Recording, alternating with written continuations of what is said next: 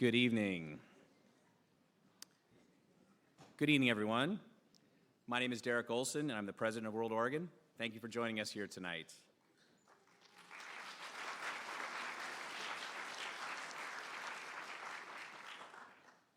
Again, we're so thrilled to have you here to join us here at Masih Alinejad as we conclude the 2023 International Speaker Series. And we're proud to say it's one of the nation's premier platforms for international affairs. For over 2 decades, the series has put you in a room, or sometimes a virtual room, with the global leaders, visionaries, and voices that are changing our world. The series continued this year with its tradition of presenting a broad spectrum of the people, ideas, and issues framing our role on the world stage.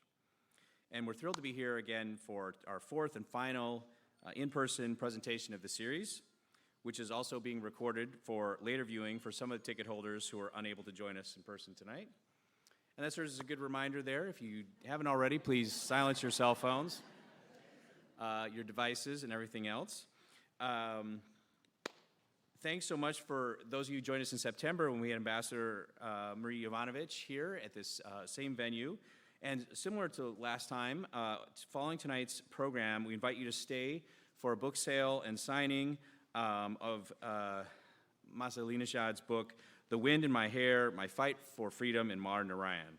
And those are going to be available for purchase with credit card or check, thanks to our partners from Broadway Books who made that possible. And then we will also at the same time be having a reception everyone is invited to with sponsored wine and beer from our partners at Hopworks Brewery and Winderley Vineyard and Winery, and some lovely hors d'oeuvres. So we invite you to stay in the lobby and come up here for book signing afterwards. As part of World Oregon's goal of diversifying and expanding access to this series and all of our programs, the decision was made to engage more broadly across the Portland metro area with new venues and community partnerships as we really returned with gusto to in-person presentation. So many of you joined us back in the spring to hear race and gender activist Reverend Nontombi Naomi Tutu and gun violence prevention activist David Hogg in the wonderful new Patricia Research Center for the Arts in Beaverton. And if you didn't join us for those, I encourage you to see another event at that incredible center in Beaverton. Take a look at the program that you got as you came in. It has more about our speaker than I'll be sharing tonight, and also about our sponsors. And we have a QR code both for our event survey, where we love to hear your feedback, and if you're interested in making a possible year-end gift to help World Oregon in its mission to connect the community with the world. Your feedback is really appreciated as we look to the future of the series for 2024. Also note that on the program it has the link how you can get closed captions using your cellular connected device. World Oregon is a nonpartisan, nonprofit organization, and our mission, as I mentioned, is to connect Oregonians with the world. We foster connection through learning and dialogue on global topics. If this is your first time attending our event and want to learn a little bit more, you can visit us at WorldOregon.org. It goes without saying that for the past 3 years have been quite a journey, and during that time we have delivered a wide range of programs, in person, hybrid, virtual, and we have an amazing team, many of whom are here tonight, doing this both in the office and remotely. And while we're all trying to sort of find whatever the new normal is, the work continues in our 3 key program areas. And for those of you who are new to World Oregon, I just want to say a couple minutes to share that. The Global Classroom engages high school students across the region in the Young Leaders in Action program. In fact, as you'll hear, they met with our speaker this afternoon. And during the rest of the year, they work on leadership, training, and service. We have culture boxes that are checked out by teachers throughout the K-12 system to explore the world and its many cultures. Our International Visitor Program hosts global leaders in partnership with the U.S. Department of State and embassies around the world, and we're looking for professional hosts for entrepreneurs coming from Latin America in March for the Young Leaders of the American Initiative. And then, of course, this is our premier program in what we call our Global Conversations, and in January, we will be resuming our annual Great Decisions program in partnership with the Foreign Policy Association. I would also encourage you to take a look at our YouTube channel, where you can find many of our recent programs from this year and past up online. Again, we thank you, all of you who are in one way or another supporting us through your ticket purchases, as a member or as a donor, because this helps make possible for what we do today and our other programs, many of which are free or low cost. The series is sponsored tonight by Nike and the Greenbrier companies, two of our longest and most loyal sponsors. And we thank for all the other sponsors listed in the program who help connect the people of this region with the world in ways that are relevant, meaningful, and important to fostering a more peaceful community. And finally, we thank you to the dedicated community of board members, interns, volunteers, and hosts. You really do make the work we do possible. As you listen to tonight's program, please, if you feel so inclined, you can join us afterwards on the social media platform of your choice using the hashtag WorldOregon. Also, the question cards you got from the, as you walked in from the usher, you fill out a question and we will incorporate those during the Q&A program later on this evening. And now to the main point. I would like to introduce tonight's speaker. Masih Alinejad was born and raised in a small village in Iran and was politically active from a young age. She began her career as a journalist within the country, writing critically of the regime for various Iranian newspapers. In 2009, she was forced to leave Iran to the United Kingdom, where she wrote and produced a 57-part radio series and a 2-hour TV documentary on human rights abuses in the aftermath of the disputed 2009 Iranian presidential elections. What later started as a picture posted on Facebook, a seemingly innocuous selfie of herself running freely in the streets of London, unencumbered by a hijab with the wind in her hair, touched a nerve with women across Iran, spiraling into the My Stealthy Freedom, a global campaign that now boasts over 11 million followers worldwide and is part and parcel of the largest civil disobedience campaign in the history of the Islamic Republic of Iran. As it mentions in your program, the New York Times once referred to Masih Alinejad as, quote, the woman whose hair frightens Iran. That was just the beginning, and she has since become a key voice calling for global action in solidarity with Iranian women and girls courageously demonstrating peacefully for their fundamental human rights. In 2022, nationwide protests in Iran broke out, triggered by the tragic death of 22-year-old Mahsa Amini, who died in police custody after being arrested by Iran's morality police for failing to properly cover her hair. Since then, hundreds of protesters, including dozens of children, have been killed by Iranian authorities and thousands have been imprisoned. Yet the struggle continues to give voice, create platform for dissent and change, and break the silence. Their cry, if you'll forgive my pronunciation, Zan Zandegi Azadi, woman, life, freedom. You may have seen the signs and the slogans.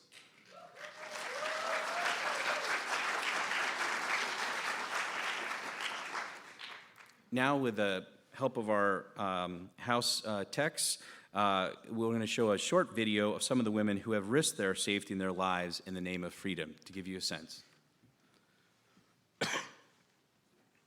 برای توی کوچه رقصیدن برای ترسیدن ما زنها این زنجیر رو پاره کردیم آقای خامنه‌ای. چهارشنبه سفیده نه به جمهوری اسلامی، حجاب اجباری و نه به جمهوری اسلامی، نه به حجاب اجباری نه به جمهوری اسلامی، نه به حجاب اجباری و نه به جمهوری اسلامی، نه به حجاب اجباری نه به جمهوری اسلامی، نه به حجاب اجباری نه به دیکتاتور. مرگ بر دیکتاتور، زنده باد آزادی. به امید نابودی این رژیم آخوندی، به امید سرنگونی هر چه زودتر این رژیم آخوندی. ننگ بر جمهوری اسلامی، ننگ بر حجاب اجباری، ننگ بر حکومت ملاها. به تو چه ربطی داره؟ به تو ربطی نداره. گوه همشون خلاص من نمیذارم بریم. اجازه درست کن، ما شهید دادیم. اجازه درست کنه. بله سرت کن کثافت. به تو ربطی نداره، به تو ربطی نداره.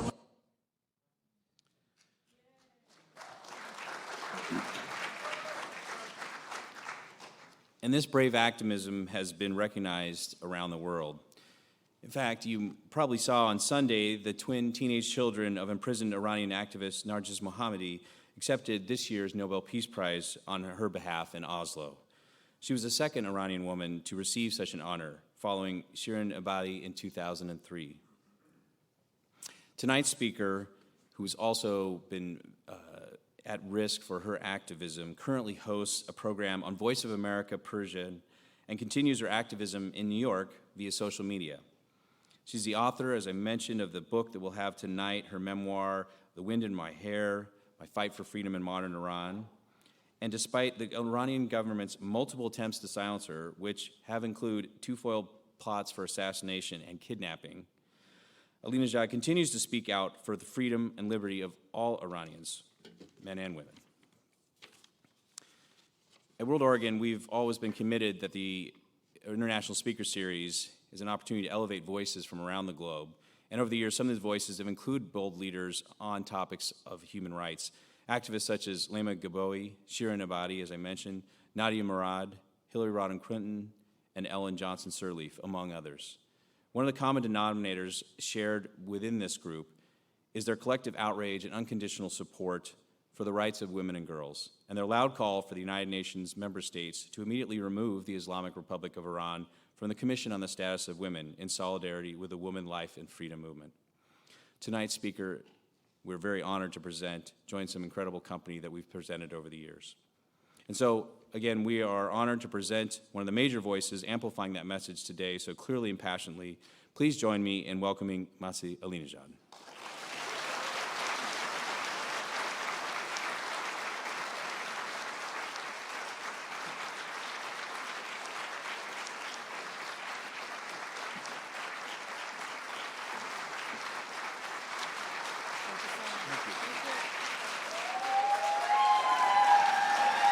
زن زندگی آزادی. Woman, life, freedom. Woman, life, freedom. This simple act of disobedience can get you killed in Iran, and I had to do it. Thank you so much. Actually, I stole this in the backstage. Hello, everyone. How many Iranians are here? Zan Zandagi Azadi! Woo! Zan Zandagi Azadi! First of all, I have to thank the organizers for inviting me. It's an honor being here. I love Portland, but yes, to be honest, I didn't have time to see the whole city, but I'm already in love with Portland. It is very cold out there. But I have to say, all I saw, just kindness of people, it's very heartwarming. So I have been, in the past 3 years, I have been moving from one safe house to different safe houses. To be honest, I changed 11 safe houses. So I'm looking for a new place to live. Are you ready to accept the troublemakers in your city?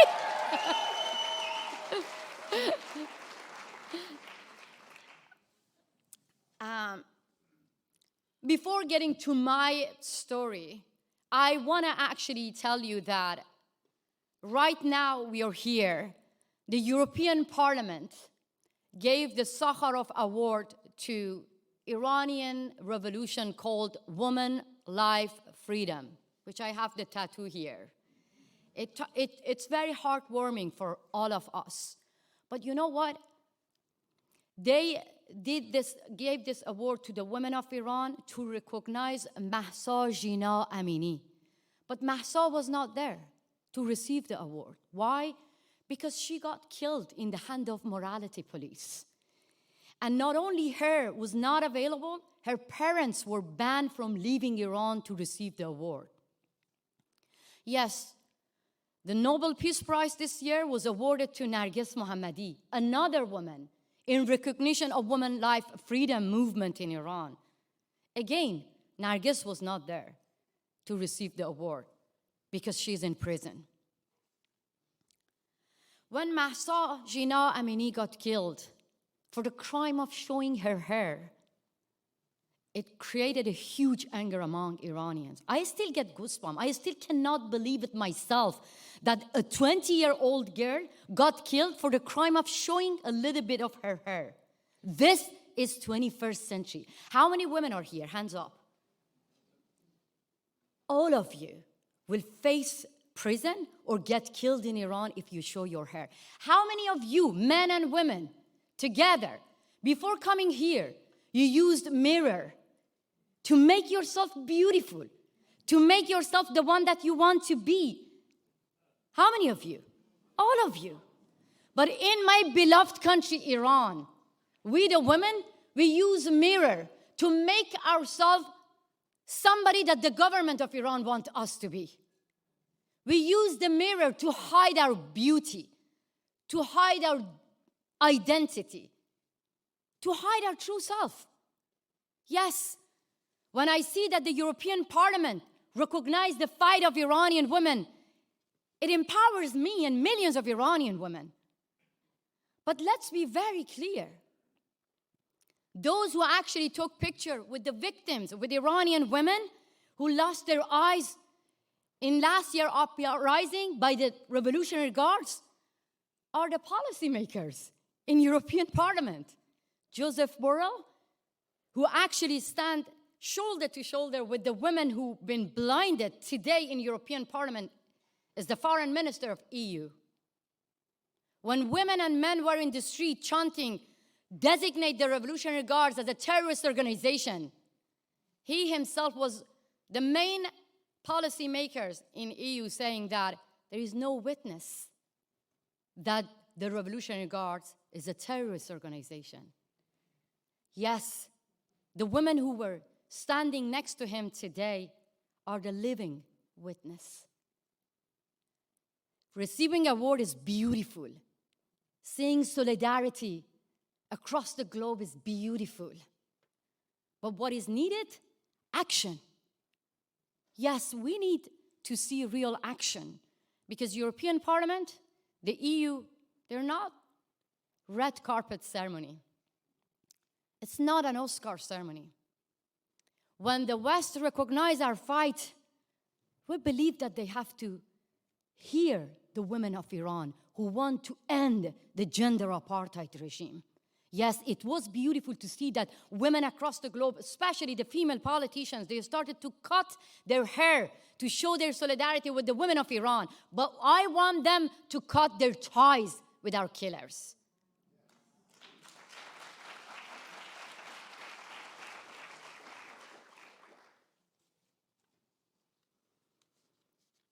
I know people think that sometimes I'm a little bit angry. But you need to be angry when you face Taliban and Islamic Republic. Because I still see that in America, it's not just in Europe, in America, some of the government believe that they need to get close to the Islamic Republic. They need to negotiate with those who kill us. You know what? I heard that when President Biden said, I stand with the people of Iran. And I was like, it's beautiful, but please sit down with your allies and make solid actions. That's how we're not only helping the people of Iran, we're helping democracy. We are protecting democracy. Because handing out money to those who take dual national citizens hostage is not helping us. It's just sending signal to the Iranian regime that you can take more hostages. I said that before telling my stories, I'm talking about Iranian women. I know that you want to hear about the wind in my hair. It's not the wind anymore. It's a storm in the hair of Iranian women. And I want to actually say that one short story about receiving an award, because we are very pleased to receive an award, but I need your help and support to make awareness about giving an award to Iranian women. It's not enough, and you cannot say we did our part. I was receiving an award alongside President Zelensky. The award was called OHI Award, means no. So I was recognized because of saying no to Khamenei. President Zelensky was recognized because of saying no to Putin. How beautiful. I was in the ceremony. It was in Washington, D.C. It was beautiful, absolutely beautiful, especially for me, who I'm not used to receive award because I'm used to receive bullies, cursing, killers in front of my house, kidnappers. It was beautiful. But I was thinking about how I'm going to say in my acceptance speech, how I'm going to actually appreciate that. So it was not easy. I said that miles away from Iran, it's not difficult to say no to Khamenei. No? So I used the opportunity to say no to the Europeans, to Americans, because Jake Sullivan, the national security advisor, was among the audiences. President Biden was there sending a message to the ceremony. And I was like, yes, I received the award because of saying no to Khamenei. But Khamenei is not here. Jake Sullivan is here. I want to say no to those who still believe that instead of talking and recognizing the civil society, negotiating with the leaders, the women leaders, the intellectual oppositions outside and inside Iran, they talk to the killers. Believe me, Iranian people are better allies for America, for all the Western countries and Western people compared to these backward mullahs. And that's why I need your help and support to actually tell the rest of the world that if we want stability, not only in the region, across the globe, we have to be as brave as Iranian women and say no to Islamic Republic.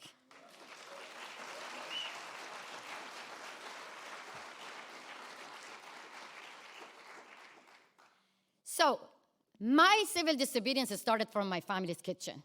Yes, I grew up in a very tiny village, in a very poor family. We didn't have even running water. We didn't have electricity in our village. We didn't have inside bathroom. So we had to use the outhouse, which was in the backyard garden. And during the night, it was scary for me as a little girl. It was pitch black, blacker than black, if such a thing is possible. And I remember I was really scared of the darkness, and I asked my mom to help me. My mom, she's not even able to read and write, but she's the true feminist. She's my teacher. She told me a lesson. She said, darkness is like a monster. If you're scared of the darkness, then the darkness can swallow you all. The darkness can devour you. But instead of being scared of the darkness, stare into the darkness. This is how the darkness will disappear. Open your eyes as wide as you can. Then the darkness will go away. As a kid, I thought this is a fact. And then I used to open my eyes as wide as I could anytime when I wanted to use the outhouse. It worked. It worked. And we, the women of the Middle East, we face a lot of darkness. And we have to learn how to face the darkness, how to defeat the darkness. When I'm saying the darkness, all of those mullahs who tell us how to think, what to wear, those are scarier than monster and darkness. So I started my revolution from my family's kitchen. My brother, who was the prince of the village during the day, because he was allowed to jump in a beautiful river. My brother was allowed to dance. My brother was allowed to sing, to show his hair, to go to stadium. Because of the monsters, mullahs, I was not allowed. Why? Because I was a girl. For the crime of being a girl, I was not allowed to ride a bicycle. I was not allowed to do all those activities that my brother was allowed to do it. But my brother, the prince of the village during the day, he was scared of the darkness during the night. So I used my power. Here we are. I said to my brother, every night when you want to use the outhouse, I can help you. But every day, you have to be my ally. And you have to take me with you everywhere you go. You have to teach me how to ride a bicycle. You have to take me to stadium. You have to take me everywhere that I'm not allowed because of the norms, because of the laws, because of these backward mullahs, because of the wrong culture. If it is culture, we have to fix it together. Yes, my brother became my ally. And I broke all the bad laws. Yes, and how? I used this personal story to tell Iranian women that men are going to stadium, while we, the women, are not allowed to do that. Ask Iranian men, stop going to stadium. How many Iranian men are here? Tell me, show. Don't be shy. Yes. If your women are not allowed to go to stadium, if women are not allowed to sing, then stop singing, stop going to stadium. This is how we can win the battle together. Yes, I got expelled from everywhere, from school. I was a parliamentary journalist. Because of actually exposing the corruption, I got expelled from parliament. Because of spreading pamphlet, I got expelled from high school. At the end, I got expelled from Iran, my beloved homeland. And I remember that. I was a naughty girl in the village when my auntie, uncles were around. I was making too much noise. My father my Agha Jan, used to kick me out from the room because they need peace and quiet. But I was able to find a window to sneak into the same room. So the Iranian regime kicked me out. Now, I found my window to sneak into my own country, Iran. Social media is my window. I have now 10 million followers, more than Khamenei, more than Ibrahim Raisi. Yes. And I want to tell you, I'm not an actress. I'm not a model. I'm a women's rights activist. I'm echoing the voice of millions of brave heroes of mine who are fighting in the face of those terrorist regimes. And I'm using my social media to make awareness. And I want to tell you that my heroes inside Iran receive a lot of backlash just because of sending videos to me. First, Iranian regime arrested women of White Wednesdays. White Wednesdays were a platform that women wearing white or holding white headscarf to protest against compulsory hijab and saying no to compulsory hijab, no to Islamic Republic.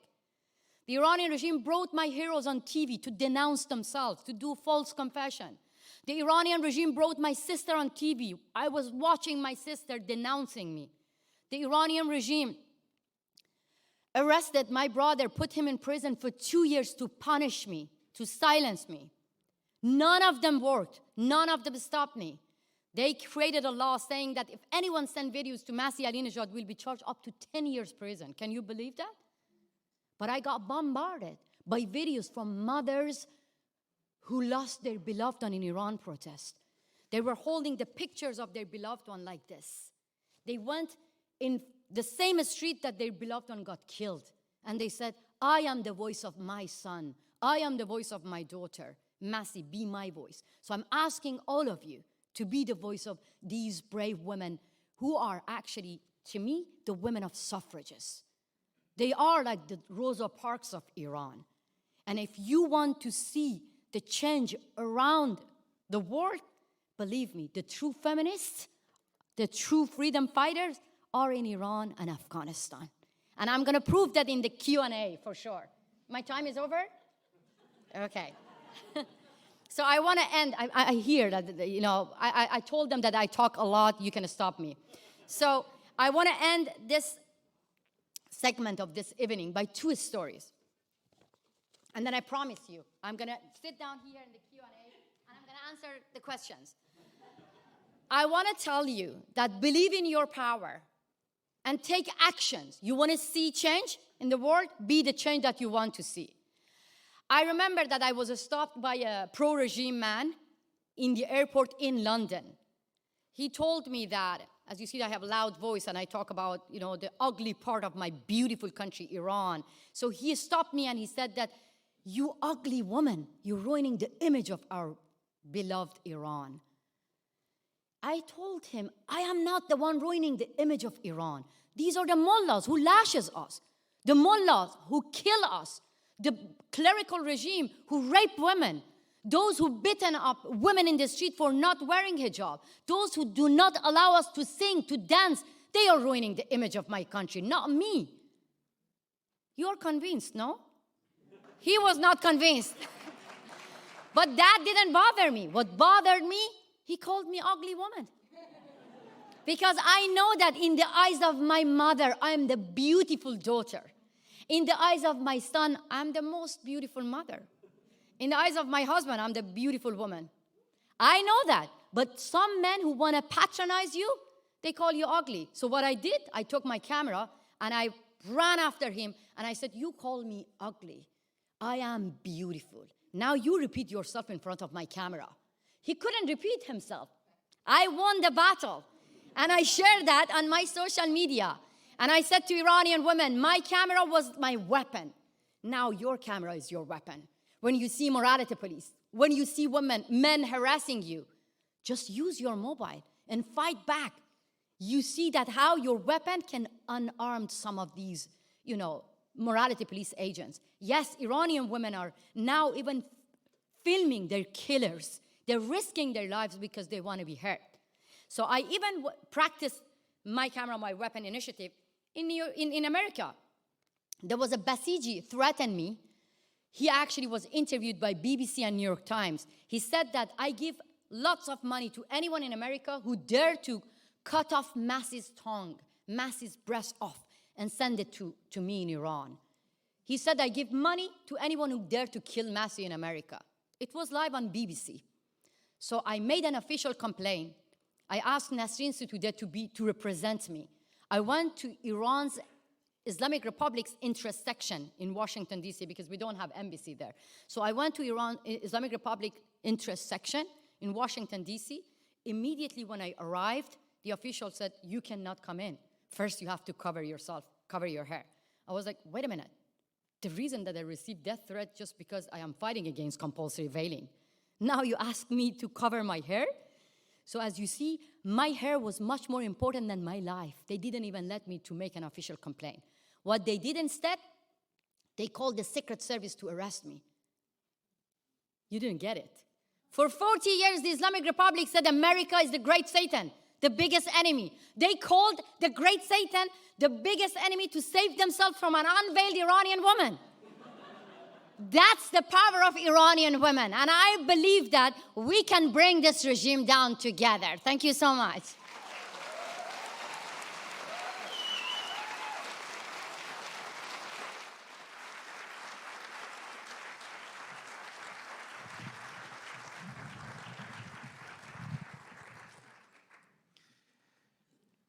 Now I get the tough job of following that.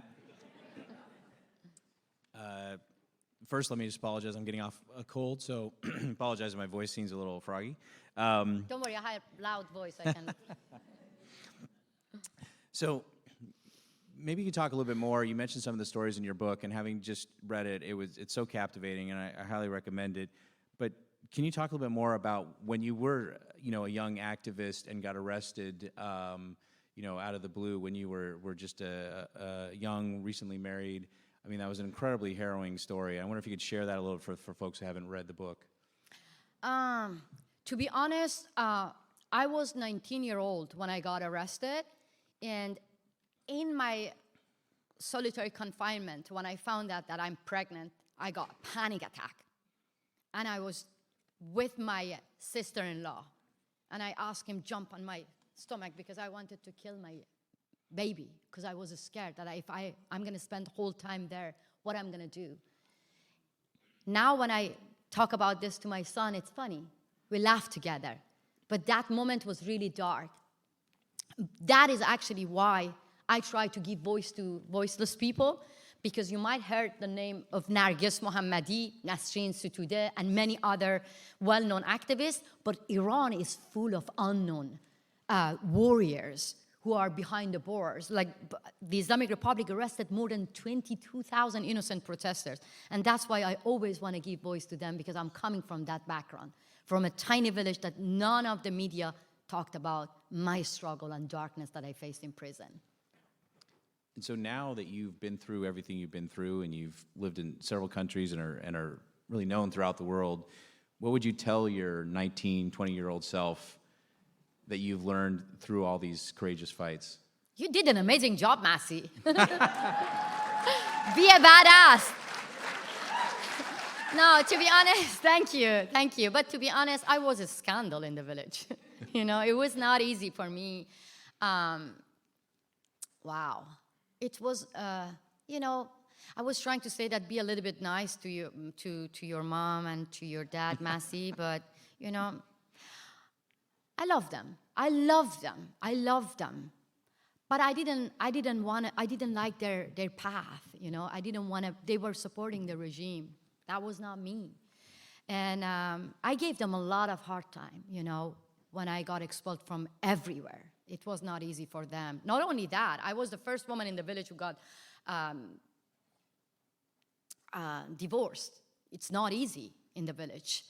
It's a huge scandal. I was the first woman who, before getting officially married, I was pregnant in the solitary confinement when I found out it was not easy. So for me, all these pain and darkness made me to be more powerful and stronger.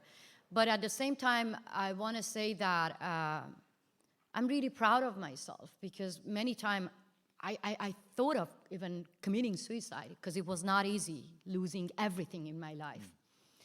The moment when I saw my brother and my women were in front of like I was watching them doing false confession, denouncing me, I felt the burden and guilt on my shoulder. And I was like, wow, what I'm gonna do. But at the same time, I'm only 45 kilos, you know? I don't carry any weapon. The government who sent killers in front of my house, they're scared of me and millions of Iranian women like me. That gives me power, not to regret.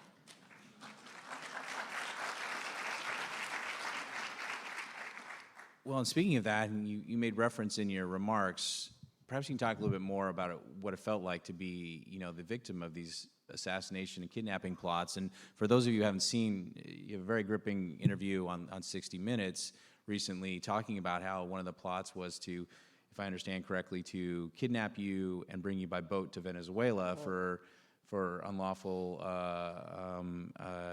extradition to Iran. That was broken up by the FBI and others. I mean, I can't even imagine having to go through that in my life. I mean, how does that impacted yours? Is there anyone from Venezuela here? I would love to go to Venezuela, but not in that way, for sure. Yeah, to many of you, it might look like a scary movie, no? It's like a Hollywood movie. But to millions of us Iranians, this is the reality. Taking hostages, kidnapping, assassination is in the DNA of the Islamic Republic. I remember when the FBI came to my house, there were 6 agents. They were, telling me that you're not safe here. I was like laughing. Okay, tell me something new, because, we Iranians, we'd receive death threats every day. And they showed me the pictures of my stepson, my husband, my private life, that how the Iranian regime hired private investigator following my movement. And I was like, that time I was like, wow, they're here? So when they saw I was scared, they said, but we are here. We're not gonna allow the Iranian regime to do anything in our backyard. I was like, they are even in our backyard garden? And then my husband explained, no, this is an expression when they say. But that was very that was the moment I found out they are that close to me. But I want to tell you that happened to Ruhollah Zam, another colleague of mine, 2 years ago. They did exactly the same thing to him. They tricked him from Paris to Iraq. So in my case, it was Venezuela, 3rd country. And then from Iraq, they kidnapped him to Iran. And then today is the anniversary of his execution. They executed Ruhollah, father of 2 children. Why? Because he was a journalist, like me. He was giving voice to millions of Iranian people. So yes, for many people, it's like, really, they hired killers? They did.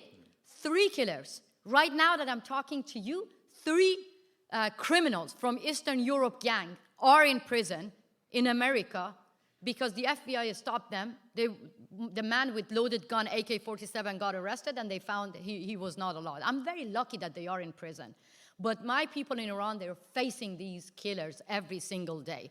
That's why I am a little bit angry with the US government, because if we saw strong action after the kidnapping plot, I don't think that they dare to come back this time with killers. So the lack of action emboldened the Islamic Republic to take more hostages and to send more killers here on US soil. So please join me and send letters to President Biden and tell him, don't be scared.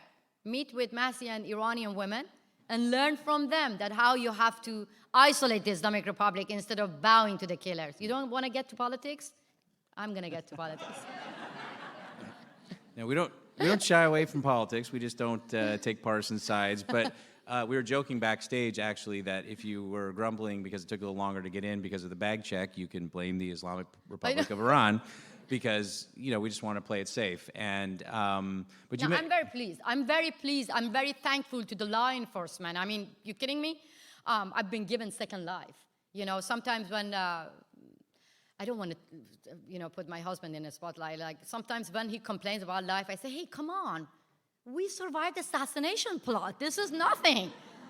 So for me, I really appreciate, I raised cursing America.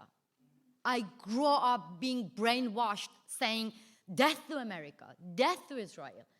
Now, I see that, how people are saying death to Islamic Republic. My country, the government of my country, Iran, they want to kill me, but my adopted country, America, they're trying to protect me. I'm very, very, thankful. That's why, because I love democracy. I know that democracy is fragile. We need to protect democracy. That's why I want to actually, ask the U.S. government to be more tough when it comes to Islamic terror. Well, it's an interesting point because I know that the U.S. military has taken some retaliatory strikes against Iranian-backed militias that have been attacking them in Syria and Iraq, I believe, recently, and there's been some debate about how forceful or how often we should do that. I mean, it sounds like what you're saying is that that you're advocating to stand up more to when they take those actions. Let me be very, very clear. Last year, when we warned the rest of the world about the danger of Revolutionary Guards, the West didn't take a strong action. The same Revolutionary Guard that the allies of the United States of America, they are hesitating to designate as a terrorist organization, they send drones to Putin to kill innocent Ukrainians. So the war in the heart of Europe is being supported by another warmonger. Putin is not alone. And I believe that if the West heard the voice of Iranian people wanting to end the Islamic Republic and Revolutionary Guards, we wouldn't have faced the terrorist attack of Hamas against civilians, Israeli civilians, because we all know that Hamas knew about the reaction of Israel, no? When they were raping women in the street, when they were filming the rape, when they were grabbing the naked body of Israeli civilians, they knew about the reaction of Israel. They knew what's going to happen. They knew about the retaliation. That's what they wanted. They wanted to get the whole world united. They wanted to play the victim cards. My heart as a woman who carries the wound of wars between Iran and Iraq goes with the civilians in Palestine, goes with the civilians in Israel. But I strongly believe the roots is the Islamic Republic. If we want to end the war, we have to end the Islamic Republic.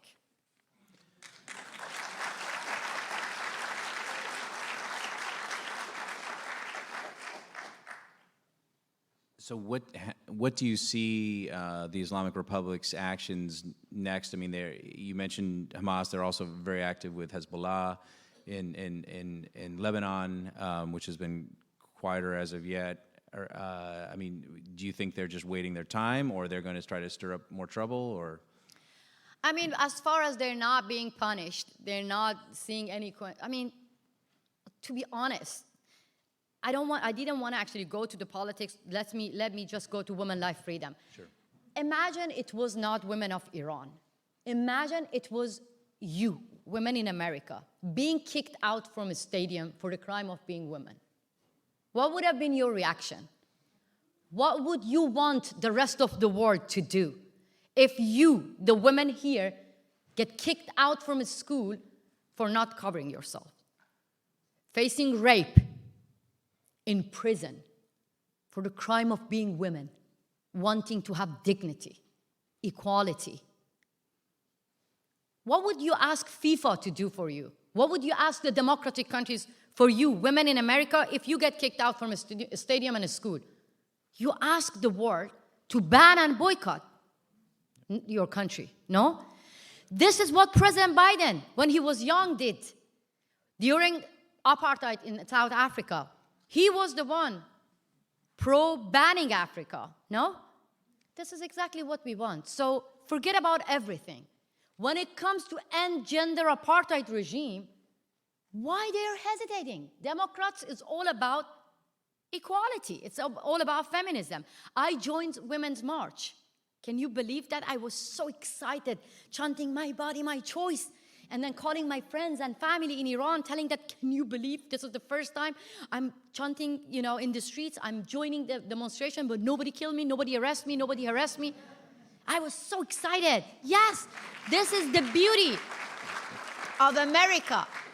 When Black Lives Matter happened, I was holding a sign, build a bridge, not a wall. What happened? I want the same crowd when it comes to women of Iran and Afghanistan. Maybe some might say that, but this is the problem miles away in the Middle East. Let them deal with it. This is not our problem. Yes, I heard that myself as well. When I came in America, they said that what happened in Vegas gonna stay in Vegas. But believe me, what happened in the Middle East is not gonna stay there. Because Islamic Republic and Taliban, they are deadlier than coronavirus. They're gonna infect the rest of the world. Before September 11, imagine it was me walking around and asking everyone, please help us, to take action against bin Laden, to take action against Al-Qaeda. Maybe people were like, this is none of our business. They have nothing to do with us. No, they have something to do with us. When they want to kill Americans, believe me, they never come to you and ask you whether you're Republican. Or are you Democrats? Oh, so I'm not going to kill you. Are you right-wing? Then I'm not going to kill you. Are you left-wing? Then no. They hate America. Dictators are really good at delivering their messages. When they say we want to eliminate Israel, when they say that death to America, they really mean it. But democratic countries, unfortunately, they're not good at delivering their messages. So that is why I believe the way that Putin, Maduro, China, Khamenei are united, democratic countries are not united to end terrorists. And that's why I'm worried about democracy here.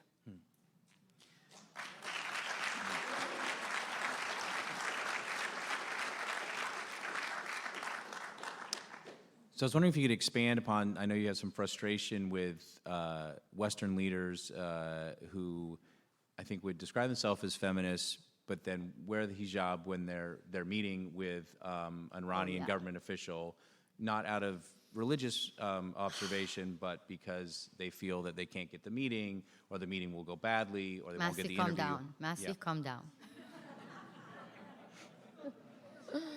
Oh my God. I mean, 4 years ago at the time, I need some water. Honestly, 4 years ago, when I was at Stanford University, the title of my talk was, Next Revolution Will Be Led by Women. People didn't take me serious. But I was in touch with Iranian girls every single day. When I go to bed, when I wake up, in between, I live and breathe with the news of Iran, with the women of Iran. So I knew their anger. But most of the time, I was like, shh, you're causing Islamophobia. I was like, wait a minute, I grew up in a Muslim family. I'm not against my mother, but why in the West, people telling me, shh? I'm not anti-Muslim, but I am anti-Islamism. I am anti-Islamic ideology. I am anti-Taliban. I am anti-Islamic Republic. And you have to be. You have to be. If you have logic, believe me, phobia is irrational. But my fear of Islamic ideology is rational. My fear of being hanged is rational. My fear of being raped in prison is rational. The fear of millions of girls from Afghanistan being kicked out from school, not being able to get an education is rational.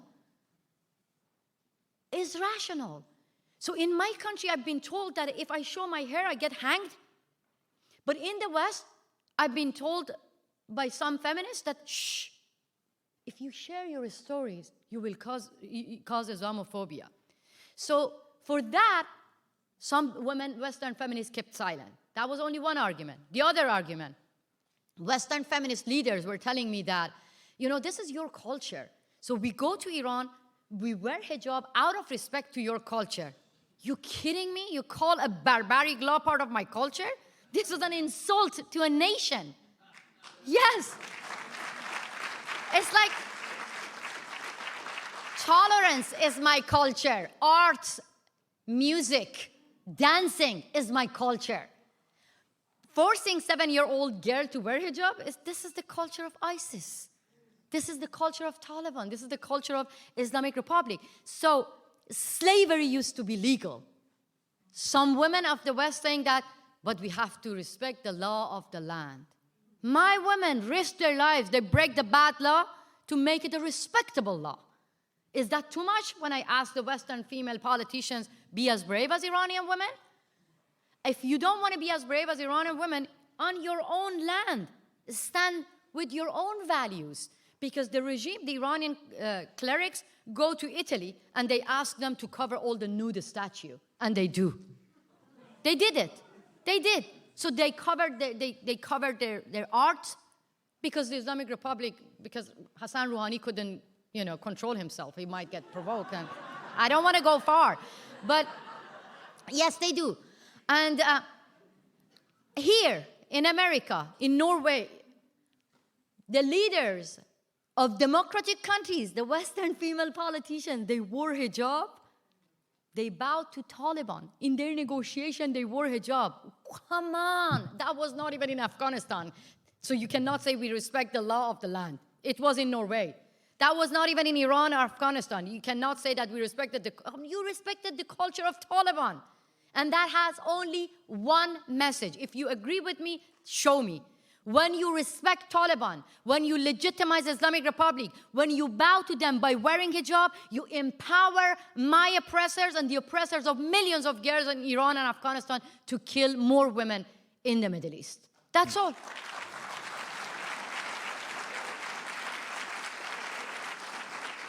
You understand my anger, no? Yeah, I know. I mean, I try to, next time I'm going to get a glass of wine. It makes me more. I didn't know you were going to ask this difficult question. That's all right. We'll have that after the talk. And we're starting to, we'll be bringing up some of the questions from the audience, so keep you more on your toes. Thank you, sir. So while I go through these questions, I wonder if you could talk a little bit more about, you mentioned in your talk, but it seems so striking that this year the Nobel Peace Prize winner was from Iran, and this is the second time, and it makes me think, how many more times does that need to happen before some change happens in women's equality in Iran? To be honest, receiving an award is beautiful, as I said, but if we don't take action, nothing's gonna happen. It's heartbreaking when I see that those who actually give award to Narges Mohammadi, they are not even as brave as her. She's loudly and proudly challenging the Islamic Republic. She was like me. I was the one having hope to reform this regime. We tried everything. And now we, the people of Iran, believe that this regime cannot be reformed. Taliban cannot be reformed. Islamic Republic cannot be reformed. There is only one way to have peace in Iran, in region, in the world. To end gender apartheid regime in Iran. To end Islamic Republic. And that's not my message. That's the message of millions of Iranian people who sacrificed their life, who face guns and bullets within the country. And they want me to, many of them even, they are angry. They say that, how many times that we have to get killed, like Nika Shakarami, only 16-year-old, get killed, then for the rest of the world to understand, yes, this regime is barbaric, and just recognizing our fight by giving us an award. We believe that the real award is to join us to codify the Islamic Republic as gender apartheid. This is the real award. So I know...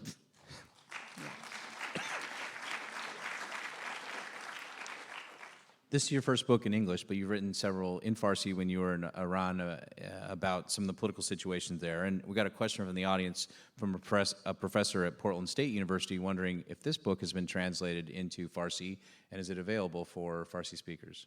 Do you want to translate it? No, I don't. I think this should be asked to my agent, the publisher. But as far as I know, for some reason, they didn't want to do it. But if you are interested to translate it into Persian, so come to me later. But I've written 4 books in Persian. One is it was about when I was a parliamentary journalist. So it was a memoir about me being expelled from Iranian parliament, but comparing to the situation of political betrayal, that how the reformists, betrayed us as well. So I mixed my personal story with my political story. So that is in Iran, in Persian. I mean, not now, because now they want to kill me. So of course they don't want people to read my story, but it's online. You can find it. So speaking of that, and as your past work in the reporting on the legislature and some of the elections, we got a question about, what's the status of the opposition coalition? And it mentions that there have been some challenges with that, and so, where does that stand now as far as a sort of a quasi official opposition movement? Ay, dast be dilam nazarid. So that's a question. It seems coming from Iranians. In my meeting with President Macron, with Prime Minister Rutte, with the White House people, I learned that the Western leaders want to see a united front, a united coalition, to understand that we, the people of Iran, are ready to have a smooth transition from Islamic Republic to a secular democracy. And in my conversation with the people of Iran as well, I found out that they are looking for unity among oppositions. So that's why I worked really hard to get the opposition united. So, but as you all know, dictators are really good at dividing their own oppositions. And we are not alone in this path.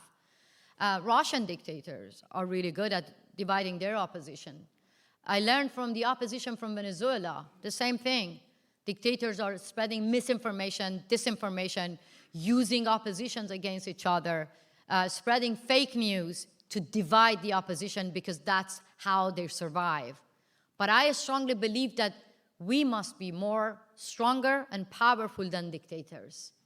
We must get united, and this is the key. So I still work on that, and I believe that inside Iran, people are united when it comes to end the Islamic Republic. And I strongly believe that when it comes to men and women ending this regime, they are united in the streets. When they go and join the protest, they never ask each other about their political views. What they know, that they are hand in hand, they are united to have a secular democracy. So I still have hope. The Islamic Republic took everything away from us. Our family, our homeland, our freedom, our dignity, but not our hope.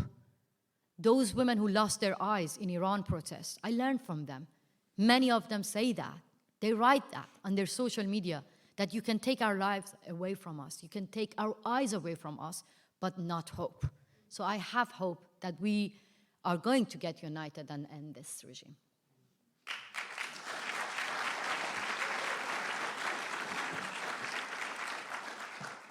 Speaking of hope, I know this afternoon you spoke with WorldOregon's group of high school students, Young Leaders in Action. I wonder if you might be able to share a few of your thoughts or impressions with those, they're really pretty incredible young leaders. To be honest, I got emotional when I saw, they were all to me like Mershad.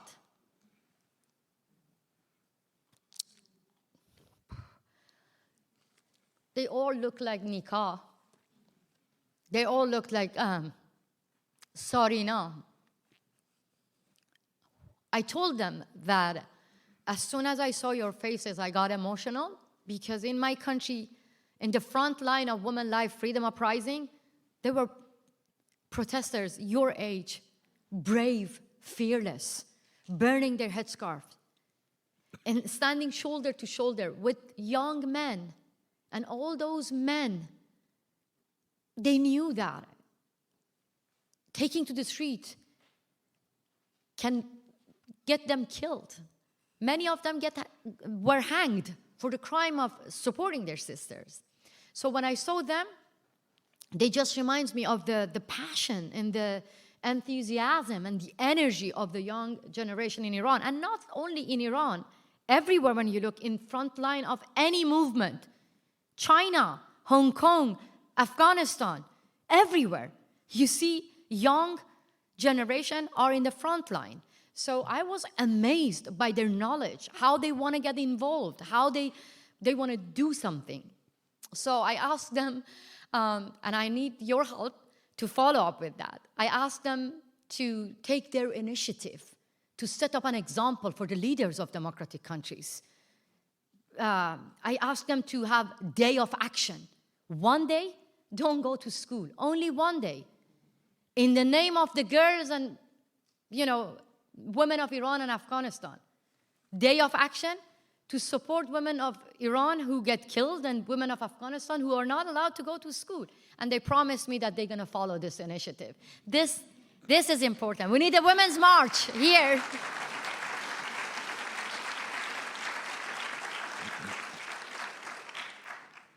Well, we really appreciate you talking with them, and they're incredible, and several of them are in the audience. Oh, they're here. I love you even more. Yes. Thank you. Thank you for coming here. And I know one thing that you referred to it tonight. I mean, we are not immune in Western democracies, as you mentioned, including in the United States, of threats to our democracy and authoritarian impulses or feelings. And I'm, as someone who grew up in an authoritarian regime, but now has lived in two democracies with a lot of flaws, United Kingdom and the United States. I mean, do you have any advice or suggestions on things? Because I think there's a lot of us who are concerned about the threats to democracy and people seeming to put partisan cares over the health of the long-term democracy in the United States. Yes, look, I have to say that I'm very thankful of the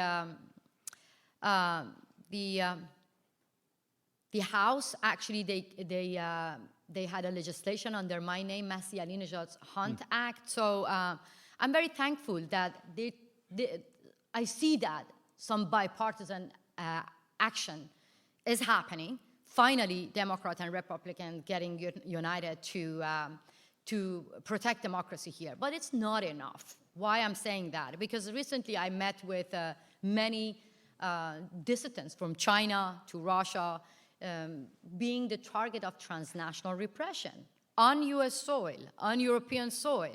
And that's honestly, this is dangerous. Yeah. Because for me, forget about me. I'm not scared for my life. As you see, I have a loud voice. I go everywhere and I talk about Iranian people. I talk about women of Afghanistan. But this is scary that in front of the eyes of free world, the Islamic Republic, Russian dictators, Chinese dictators, they dare to challenge U.S. government on U.S. soil. This is scary. This is very scary because they don't see any action, so they use this as a tactic. That became a diplomacy for them, like hostage-taking diplomacy. So for me, transnational repression is not just a threat for dissidents from Iran, China, Russia, Venezuela. Not at all. It is a threat to democracy. It is a threat to freedom of speech. Why I'm saying that? Recently, the U.S., the White House sent me an email. Is it a secret email? No, I can share it. So they offered me to go under witness protection. Do you know what witness protection means? It means that I have to change my identity, I have to change my name, I have to change my social security number and get disappeared. Isn't that what the Islamic Republic wants to do? So who can do this? The killers? No, the killers were failed because the FBI arrested them. Thank you, FBI. But who can do this? The White House. I know that because I sound radical. Many times leaders they don't want to meet with me. But this is not radical. This is very logic. The Islamic Republic want to quiet me. They're scared of me because of my social media. They created a law asking women not to send videos to Masih Alinejad. So I go everywhere and talk about transnational repression and the threat of the Islamic Republic. Of course they want to quiet me, and people like me, because I'm not alone in this path. So I refuse to go under witness protection. What I want, I have a suggestion. First, I want the US government to warn their citizens, do not travel to Iran. My beautiful country, Iran, under the Islamic Republic, it's not land of tourism. The terrorist regime will use you as a tool to get money from the US government. So another suggestion, right now that I'm talking to you, US citizen, UK citizen, Swedish citizen, French citizen, German citizen, citizen from Netherlands, from all over democratic countries, are in prison in Iran. Innocent citizens. Why? Because they're being used like bargaining chip to get the Western government to negotiate or hand out money or get a nuclear deal. So you see, we have to end hostage-taking diplomacy. I ask, yes. Thank you. So I ask the democratic countries one day to get united and downgrade their diplomatic relation with the Islamic Republic until the day that they release all the political prisoners. That's the only way. The Islamic Republic understands only one language of pressure. Otherwise, they will take more hostages to make more money. They will send more killers here. This time is me. Next time is going to be many of you or your beloved one. So do not leave me alone. I haven't seen my family members. When the the event is over, stay there. I need hug. Thank you so much.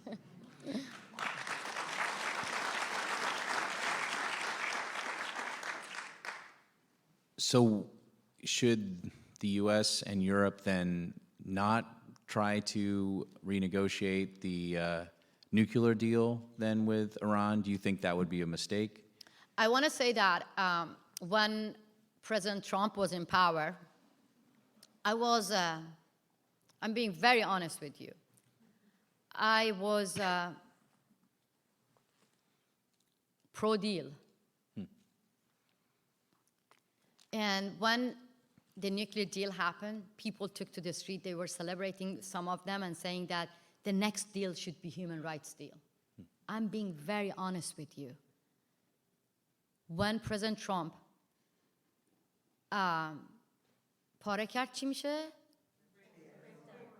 tore down the deal, Iranian people were celebrating that because they were the one found out the benefit of the deal didn't go to the people, didn't go to the poor people. I'm coming from a poor family.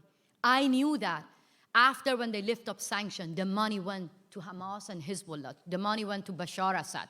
The money went to Houthi in Yemen. The money went to the Revolutionary Guards who kill innocent people. They increased the budget of 51 religious institutions in Iran. They increased the budget of morality police in Iran. So we witnessed that. That's why I said we tried everything. That's why I say that we, the people of Iran, know the Islamic Republic better than anyone else. So even when Qasem Soleimani got killed by the US government, what happened, you think? That was only in the West, in the media, people were mourning for Qasem Soleimani and calling him our national hero. People in Iran were celebrating, were dancing. You might not, okay, I'm going to be politically correct.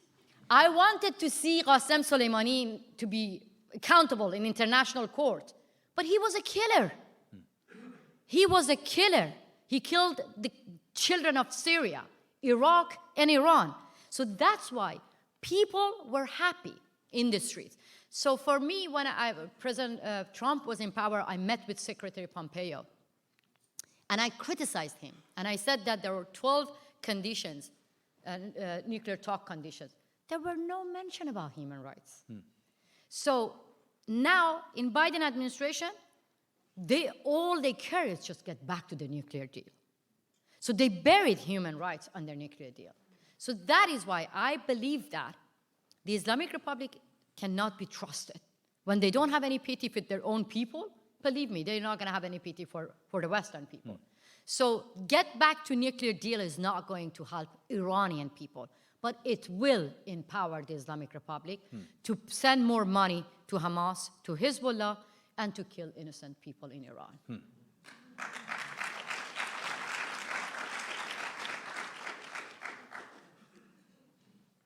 So do you have any hope of change? Of course. Of course. Look, the Islamic Republic put cameras everywhere, believe me, to arrest Iranian unveiled women. Yeah. Chinese technology. Chinese camera is everywhere. You know, that's why I'm telling you dictators are helping each other, but democratic countries, they don't even follow each other's path. Revolutionary Guards is in the terrorist list by the US government, but all the G7 countries, they go their own path. So they talk to the Revolutionary Guards. They actually have business with Revolutionary Guards. So, but Chinese camera, they put the cameras everywhere in Iran to identify unveiled women. I still get angry. In 21st centuries, cameras are there not to arrest killers, not to arrest thieves, not to arrest those who bully women. Cameras are there to arrest you if you walk on bail. Sorry, I have to say that. Young generation understand that. Women go in front of camera. I'm very sorry. They show their middle fingers to cameras. And they say that, here we are. Where are you, Nadan? So they ask the police that we are here. We're not scared of you. For 40 years, the Islamic Republic managed to put the fear inside us. Now, they are scared of their own people. And that's why I believe that Islamic Republic can survive only in one way. They don't have any credibility within the society. They are in a real crisis among their own supporters, even those who backed them for the Islamic Revolution. Like Fatemeh Sepehri, she wears hijab, but she's in prison because of saying no to Islamic Republic. Many, working class, they're saying no to Islamic Republic. The only thing can survive the Islamic Republic is the West. We, the people of Iran, we don't want the West to save us, but we want them to stop saving the Islamic Republic.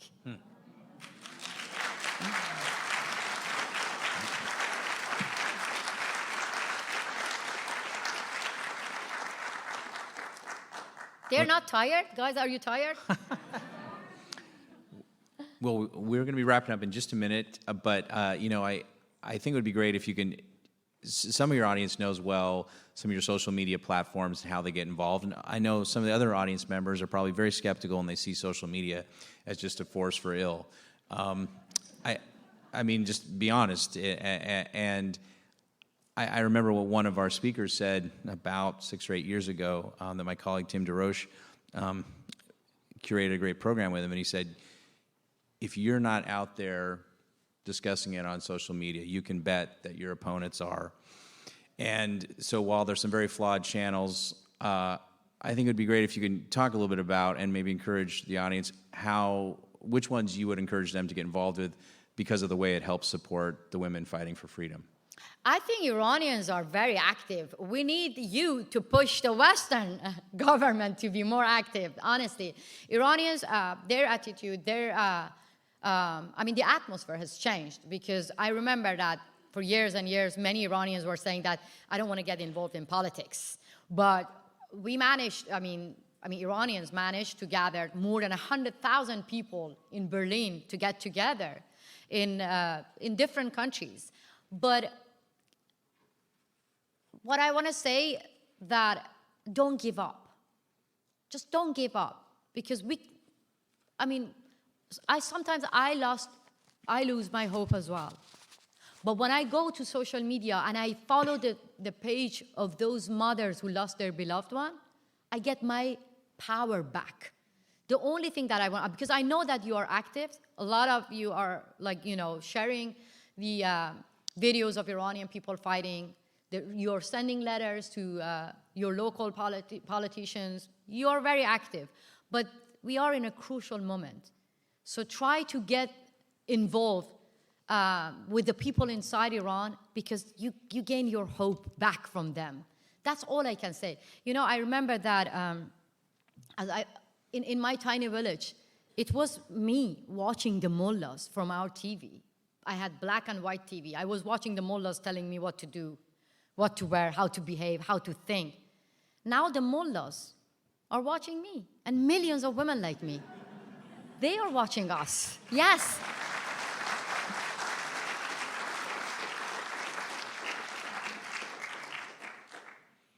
So what's next for you?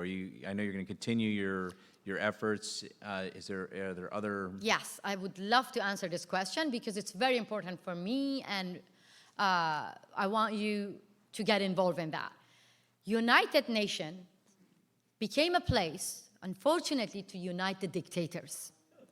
Because dictators are voting for each other, they're supporting each other, and now Islamic Republic, who was kicked out from top women's body last year, is chairing the Human Rights Forum at the United Nations. So my goal is that, to have an alternative United Nation for the good guys who represent their nations. Recently, I formed an organization alongside Garry Kasparov, the chess champion, Russian chess champion, the biggest enemy of the Putin government, alongside the Leopoldo Lopez, the leading opposition from Venezuela, alongside the opposition figures from 56 authoritarian regimes. Yes, more than 70% of global population are living under authoritarian regimes. Can you believe that? And they grow bigger because they support each other, because they know how to back each other to grow bigger. So recently, we had our first General Assembly for dissidents. So we gathered more than 300 dissidents from 56 authoritarian regimes. We come from different cultures, different backgrounds, different colors, different geography. But we have one in common. We all want freedom, democracy, dignity. Our dictators, like Maduro, China, Islamic Republic, they don't have anything in common with Putin, with other authoritarian regimes. But they have one thing in common: being anti-democratic, wanting to stay in power. So which side you want to stay? Choose your side and take action. Support freedom fighters. My organization called World Liberty Congress. And we invited all the dissidents from authoritarian regime, and we believe that we can have a global rally against dictators. I didn't ask for money. What I ask here, I want you to help this initiative, that one day we have global rally everywhere, across the globe, against all dictators, to show them when it comes to our freedom, democracy, dignity, we are more united than dictators. Thank you so much.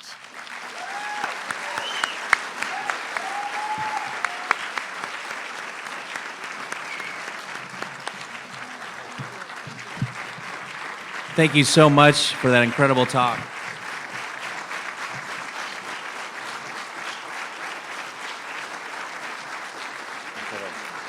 No, you stay here for a second.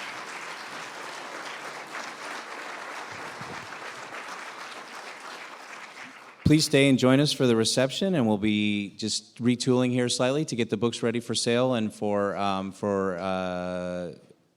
authoring. Oh my God, and it's wonderful to have you here. Watch the film, but we don't have time, no? What? Can't, Tim? 1 minute, watch the film. Okay, if you got, we have a one last video we're going to roll. It's a one we were going to show in the middle of it. And so have a seat. Bear with 1 sec. I do what she tells me to do. So if you have it in the AV booth, we'd love it if you can roll. It's the second video. All over the world, there has been struggles for freedom. Massive protests. Tens of thousands of people. Today we want that fight to be the fight of all. Freedom fighters from every quarter of the world are now gathering in the capital of Lithuania. The World Liberty Congress is about bringing together like-minded people that are very different, but we have the heart and our commitment in one word: freedom. Tyrants are afraid of us. That's why they put us in prison or put us in exile. And we know for certain that together we are stronger. It's very important to understand that violation of human rights anywhere is violation of human rights everywhere. We are very happy to be here today to say never give up. Let's fight for the people and especially the women in our region. We have to destroy this friendship between dictatorship. And that's why we are here. This is your conference and this is your Congress. The World Liberty Congress is all about you. All these things will be useful in the years to come as we fight really what's a common enemy, which is the autocracies who've learned to work together, who share tools, who share information, who share tactics. And now we need to share things to fight back against them. And now, having here activists from more than 40 countries, we are sending our message loud and clear to every dictator on the planet. Our time has come.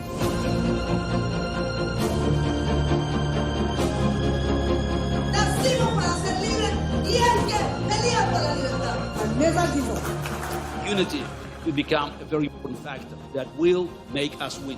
We, the freedom fighters, are more united than dictators. We need to have the attitude of those who have the eye of the tiger for freedom. Dictators are fighting for power, but we are fighting for freedom, dignity, and democracy. We are fighters for freedom. Freedom. Freedom. Freedom. Freedom. Freedom. Freedom.